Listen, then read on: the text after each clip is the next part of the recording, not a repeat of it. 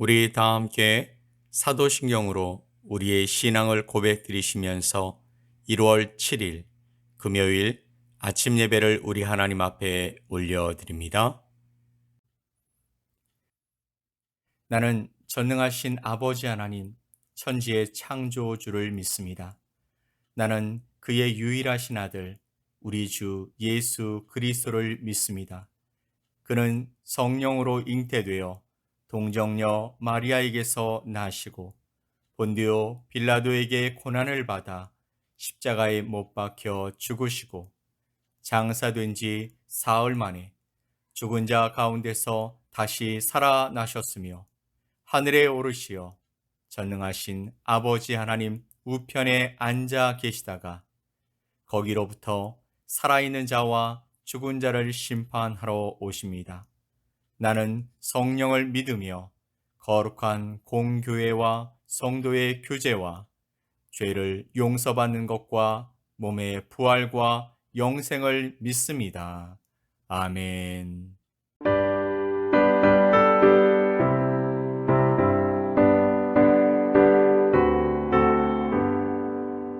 죄짐에 눌린 사람은 다 주께 나오라. 주 말씀 의지할 때에 곧 평안 얻으리.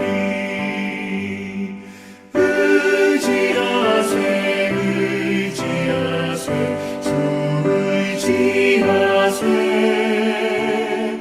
구하시네 꼭 구하시네. 장구원 주신 주께서 보혈을 흘렸네. 눈 거치게 할 피에 온몸을 잠그세. 의지하세 의지하세 주 의지하세. 구하시네 구하시네 곧 구하시네. 길 되신 우리 구세주 늘 인도하시네. 너질지 말고 믿으면 잠복을 받겠네. 의지하세 의지하세 주 의지하세. 구하시네 구하시네 곧 구하시네. 온 성도 하나 되어서 영광길 걸으면 한없는 은혜 받아서 영원히 누리리. 의지하세 의지하세 주 의지하세.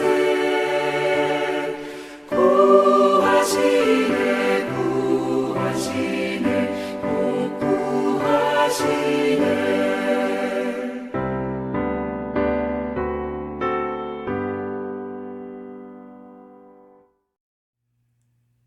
오늘 함께 보실 하나님의 말씀은 사도행전 2장 14절로 21절 말씀입니다. 사도행전 2장 14절로 21절 말씀을 우리 함께 보겠습니다.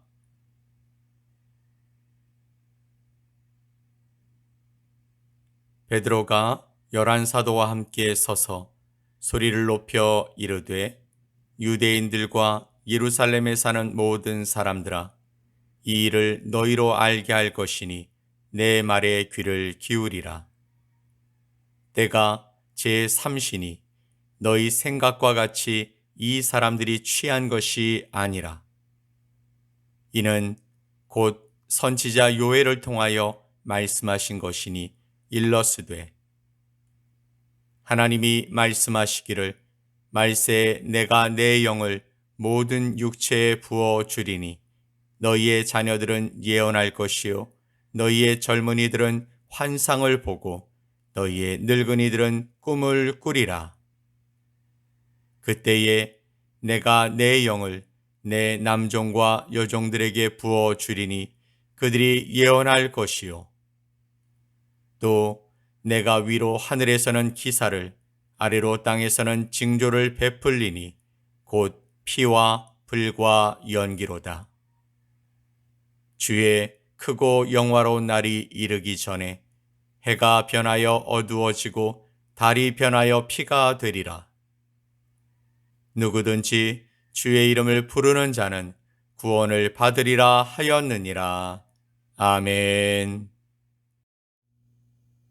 성령 충만으로 세술에 취한 듯 각 지역의 방언으로 하나님의 큰일, 즉 주 예수 그리스도의 구원의 복음을 외치던 120명의 제자들로 사람들이 놀라 운집했습니다.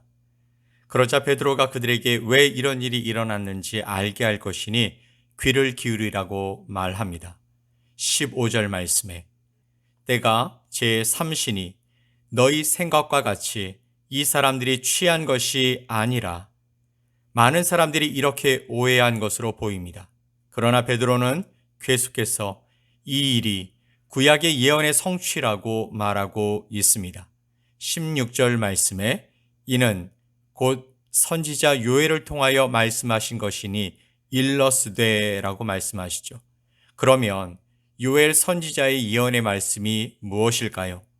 17절 말씀을 보면 말세에 내가 내 영을 모든 육체에 부어주겠다라는 것입니다.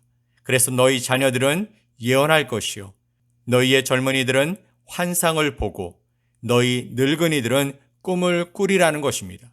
그리고 18절에 그때에 내가 내 영을 내 남종과 여종들에게 부어주리니 그들이 예언할 것이요 19절로 가면 위로 하늘에서는 기사를 아래 땅에서는 징조를 베풀리니 곧 피와 불과 연기라 라고 말씀하십니다. 그리고 마지막 21절 말씀에 누구든지 주의 이름을 부르는 자는 구원을 받으리라. 아멘. 자, 그렇다면 이 예언의 포인트가 무엇일까요? 성령이 오셔서 예언을 통해 증언하는 바는 인류의 역사의 끝이 있다라는 사실입니다. 여러 징조들을 통해서 하나님께서 끝을 향하여 역사를 움직여가고 계시다라는 것이죠. 그렇기에 심판이 있는 마지막에 이르기 전에 누구든지 주의 이름을 불러 구원을 받으라는 회개의 촉구인 것입니다.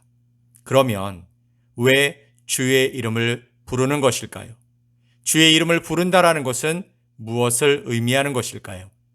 창세기 4장 26절 말씀을 보면 셋도 아들을 낳고 그의 이름을 에노스라 하였으며 그때에 사람들이 비로소 여호와의 이름을 불렀더라. 아멘. 이것은 에노스라 이름을 지은 것과 여호와의 이름을 불렀다는 것 사이에 어떤 연관 관계가 있음을 말씀하고 있는 구절입니다. 하나님께서 죽은 아벨 대신에 주신 아들이 셋이었습니다. 셋은 아들을 낳고 이름을 에노스라고 불렀습니다. 에노스라는 말은 유한하다, 죽어야 한다, 연약한이란 의미를 가지고 있습니다. 셋은 인간은 연약하여 죽을 수밖에 없는 존재라는 것을 깨닫고 그 아들의 이름을 에노스라고 지은 것입니다. 인간이 죽을 수밖에 없는 존재라는 것을 깨닫게 되자 비로소 여호와의 이름을 불렀다라는 그런 의미인 것이죠. 죽음으로부터 구해달라고 여호와의 이름을 불렀다라는 것입니다. 베드로는 요엘서의 말씀을 통해서 성령 강림으로 일어나고 있는 현상을 설명했을 뿐만 아니라 인간이 죄로 인해 죽을 수밖에 없는 존재라는 것을 깨닫고 주의 이름을 불러서 구원을 받으라고 예루살렘에 모인 자들을 회개로 초청한 것입니다. 사랑하는 성도 여러분, 여러분은 주의 이름을 불러 구원을 받으셨습니까?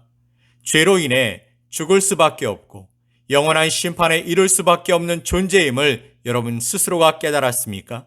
그래서 죄의 문제를 해결하신 주 예수 그리스도의 이름을 부르셨습니까? 주의 이름을 불러 구원받았을 뿐 아니라 매일의 삶에서도 주의 도우심을 바라며 주의 이름을 부르고 계십니까? 주의 이름만이, 예수님의 이름만이 우리를 구원하실 자라고 증거하고 살아가고 계십니까?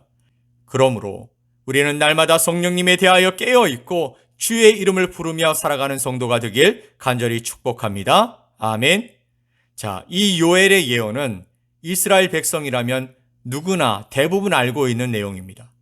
이때 베드로가 이어서 말합니다. 22절 말씀에 이스라엘 사람들아 이 말을 들으라. 너희도 아는 바와 같이 하나님께서 나사렛 예수로 큰 권능과 기사와 표적을 너희 가운데서 베푸사 너희 앞에서 그를 증언하셨느니라. 아멘. 베드로는 요엘서의 말씀을 인용하여서 누구든지 주의 이름을 부르는 자는 구원을 얻으리라고 선포했습니다. 그런데 원래 요엘서의 말씀은 누구든지 여호와의 이름을 부르는 자는 구원을 얻으리니라고 되어 있는 것이죠. 베드로가 여호와의 이름을 예수 그리스도의 이름으로 바꾸어서 예수님께 적용한 것입니다. 그렇다면 왜 예수님의 이름을 불러도 구원을 얻는지 베드로가 설명하기 시작하는 것이죠. 그것은 하나님께서 예수를 그리스도로 이 땅에 보내셨고 그를 죽도록 내어주셨으며 또한 그를 사망으로부터 풀어 살리셨기 때문인 것입니다. 베드로는 예수님이 부활하셨다는 것을 입증하기 위해서 다윗의 시편 16편 10절을 인용했습니다. 이는 내 영혼을 음부에 버리지 아니하시며 주의 거룩한 자로 썩음을 당하지 않게 하실 것임이로다. 아멘. 다윗은 하나님께 내 후손에서 메시아가 올 것이라는 예언을 받았습니다. 다윗은 앞으로 오실 메시아를 미리 보고 알고 믿었던 것이죠. 그래서 주의 거룩한 자, 즉 자신의 후손으로 오실 메시아는 썩음을 당하지 않을 것이기에 그분께서 자신의 생명을 지켜주실 것을 믿었던 것입니다. 그래서 베드로가 이 시편 16편 10절의 말씀을 31절 말씀으로 해석한 것입니다. 미리 본고로 그리스도의 부활을 말하되 그가 음부에 버림이 되지 않고 그의 육신이 썩음을 당하지 아니하시리라 하더니 아멘. 시편의 이 구절은 다윗 자신에 대하여 말한 것이 아니라 장차 오실 그리스도의 부활에 대하여 말한 것이라고 설명하고 있는 것입니다. 역사를 주관하시는 하나님께서 예수님을 이 땅에 보내시고 죽게 하시고 부활시킴으로 그의 이름을 부르는 자도 구원을 받게 해 주신 것이죠. 요한복음 11장 25절로 26절 말씀을 보면 예수께서 이르시되 나는 부활이요 생명이니 나를 믿는 자는 죽어도 살겠고 무릇 살아서 나를 믿는 자는 영원히 죽지 아니하리니 이것을 내가 믿느냐. 아멘. 사랑하는 성도 여러분, 예수님을 사망의 고통에서 풀어 살리신 하나님께서 그의 이름을 부르는 자도 죄로 인한 사망의 고통에서 하나님의 영원한 나라로 구원하신다는 것을 믿으십니까?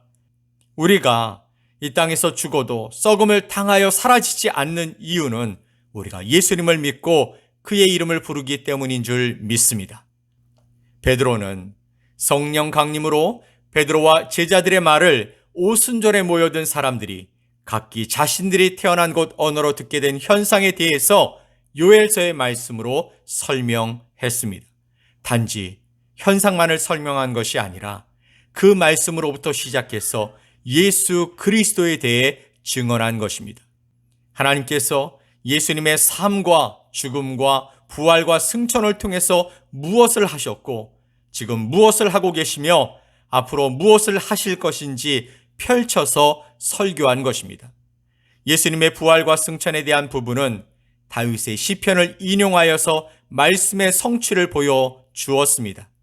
우리의 입장에서는 시편의 인용이 자연스럽게 보이지 않습니다. 그러나 유대인들에게는 시편은 늘 부르는 찬양이었고 다윗의 후손에서 메시아가 오신다라고 예언되었기 때문에 다윗의 시편을 인용한 것은 더욱 강력한 힘을 가졌던 것입니다.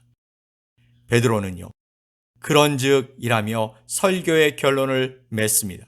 36절 말씀에 그런즉 이스라엘 온 집은 확실히 알지니 너희가 십자가에 못 박은 이 예수를 하나님이 주와 그리스도가 되게 하셨느니라 하니라. 아멘.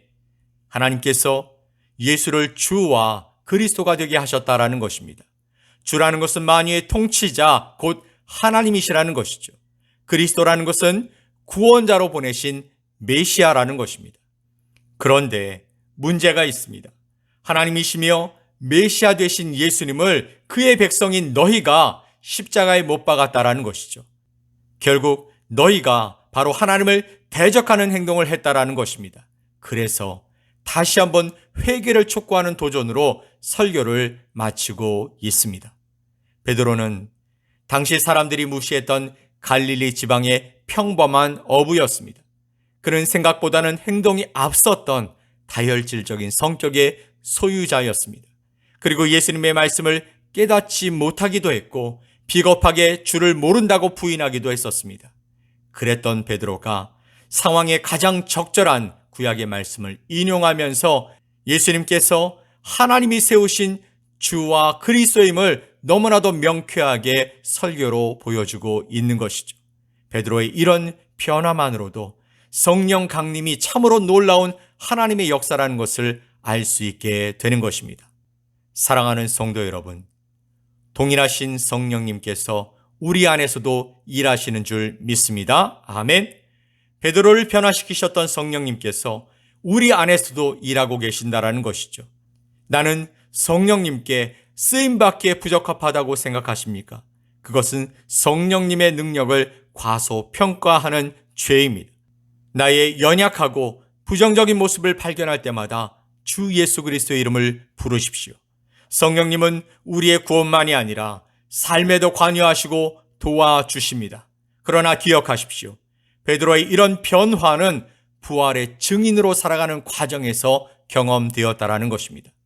무엇을 하든 어느 자리에 있던 성도는 자신이 예수 그리스도의 증인이라는 사실을 잊어서는 안 됩니다. 또 한 가지 정말 중요하게 기억해야 할 것은 성령님이 우리 안에서 일하시면 뭔가 기적적이고 초자연적인 일이 일어나야 한다라고 생각하지는 마십시오. 성령 강림 때 일어났던 현상은 베드로가 그렇게 해달라고 기도해서 일어난 일이 아니기 때문입니다. 하나님께서 상황에 따라 주도권을 가지시고 행하신 것입니다. 베드로가 한 것은 그 상황을 하나님의 말씀으로 해석했다라는 것이죠. 이적이 일어나는 것은 하나님의 주권에 달려 있는 것입니다. 그러나 우리가 할 수 있는 것은 하나님의 말씀의 빛 가운데 깨닫는 것입니다. 주의 이름을 불러 구원 받으셨습니까? 그렇다면 여러분의 마음에 성령님께서 계시는 줄 믿으시기 바랍니다. 그 성령님께서 말씀의 빛을 통해 이 혼돈된 세상을 볼 수 있도록 눈을 열어주시길 간구합시다.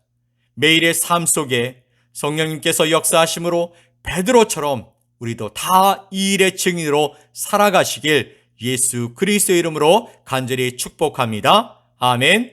우리 함께 기도합시다. 우리의 구주요 주인 되신 예수님, 우리에게 성령님을 보내주셔서 증인된 삶을 살아갈 수 있도록 기회를 주셔서 감사합니다. 이 놀라운 은혜가 내게도 기쁨과 감사가 되고 있는지 살피고 그 기쁨과 은혜로 살아갈 수 있도록 내 삶에 성령님을 날마다 초대하며 살아갈 수 있게 하여 주시옵소서. 성령님, 내 삶의 주인이 되어주시고 내 길을 인도해 주시옵소서. 오늘도 나를 인도하고 도우실 성령 하나님과 예수님의 증인으로 살아갈 수 있게 도와주시옵소서. 감사드리며 예수 그리스도의 이름으로 기도 올리옵나이다. 아멘. 하늘에 계신 우리 아버지여, 이름이 거룩히 여김을 받으시오며 나라가 임하시오며 뜻이 하늘에서 이루어진 것 같이 땅에서도 이루어지이다.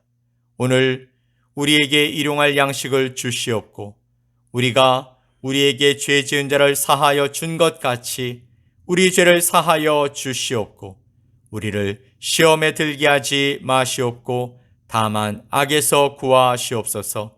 나라와 권세와 영광이 아버지께 영원히 싸움나이다. 아멘.